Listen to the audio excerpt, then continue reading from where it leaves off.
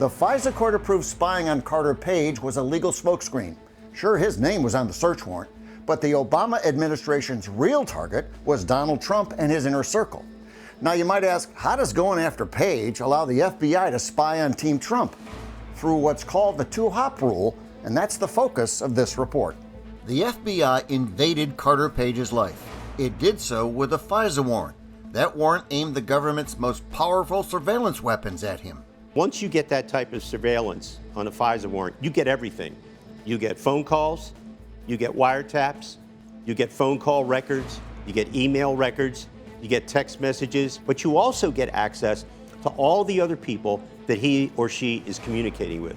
So the answer was, they got everything. They got content, they could get content if they wanted it, and they got all the telephone numbers and everything else that they wanted. It was a massive, massive illegal spying effort. They don't just get everything they want against Carter Page. They get everything they want against every person who communicated with Carter Page and against every person who communicated with that person. So it goes out what's called two hops. We'll look at these hops one at a time. The first hop spies on everyone in direct contact with Page by phone, email, or text. Who might those people be? The answer to that question is in Page's new book, Abuse and Power. Page writes about his direct contacts by phone and email with Steve Bannon, who held various campaign posts, including chief executive, Corey Lewandowski, who was, for a time, campaign manager, Sam Clovis, the national co-chairman for Trump's 2016 campaign, Stephen Miller, senior policy advisor during the campaign and ever since, and Hope Hicks, communications director for the campaign. These five played important roles in the Trump organization. Page had phone conversations or traded emails with all of them. The result? The FBI's first hop surveillance invaded their lives. The FBI spied on their calls, texts, and email records. All of them, not just those with Page. What happened next? FBI surveillance hop number 2. It went even deeper into the campaign. It spied on everyone in touch with these 5.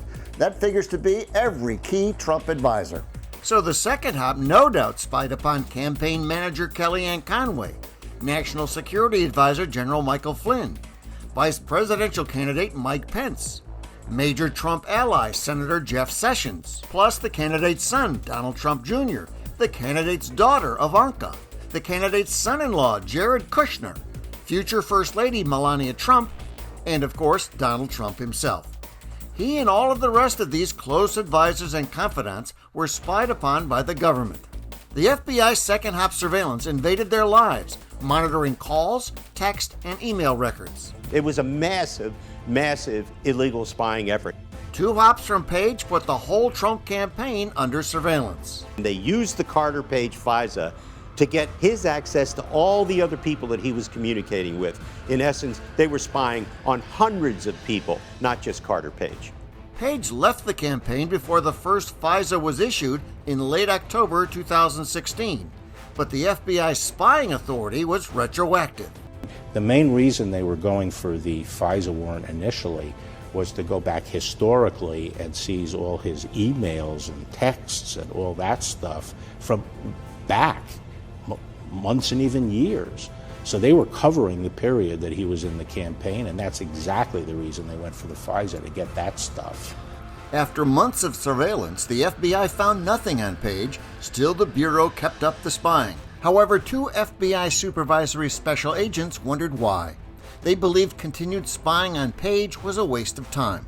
See the Inspector General's report, page 212. The agents believed Carter Page was a distraction in the investigation and was not critical to the overarching investigation. We even have in here in the report a reference on page 212 where we've got agents talking with one another about why is Page even a subject anymore. Carter Page, we're not finding anything as to him. Why aren't we reassessing? The FBI repeatedly ignored information that weakened its case against Carter Page. That's the finding of the Inspector General for the Department of Justice. We concluded that as the investigation progressed and as more information was gathered to undermine the assertions in the FISA applications, investigators did not reassess the information supporting probable cause. The Inspector General found the FBI made 17 significant errors and omissions in the case. Here's one of the worst. Let's flash back to January 2017. Location, Washington, D.C., the Foreign Intelligence Surveillance Court. The FBI and Justice Department get a second FISA search warrant on Carter Page. Like the first, it's based on information in the Steele dossier. A few days later, at the FBI's Washington field office, there's a major development. For the first time, agents interviewed someone identified only as the primary subsource. He's the person who gave Steele the information in the dossier. Did the source confirm the dossier? No. The IG report states the primary subsource says there is zero corroboration of the information in the dossier. So in January 2017, the person who did all the assembling of the information for the now famous Steele dossier tells the FBI, I disavow everything in there. Now, what should happen? Time out? Let's reassess? Maybe we got this wrong? What would you hope to happen? That the FBI would slow down because this is the outcome determinative document that's just had a hole blown through it. They don't slow down. They use the document they now know to be a bunch of garbage twice more to get a warrant against Carter Page. In January, after the election, the entire case collapsed when the principal source says, I never told Steele this stuff. And the question really is, what was the agenda after the election that kept them pressing ahead after their case collapsed? This is the President of the United States.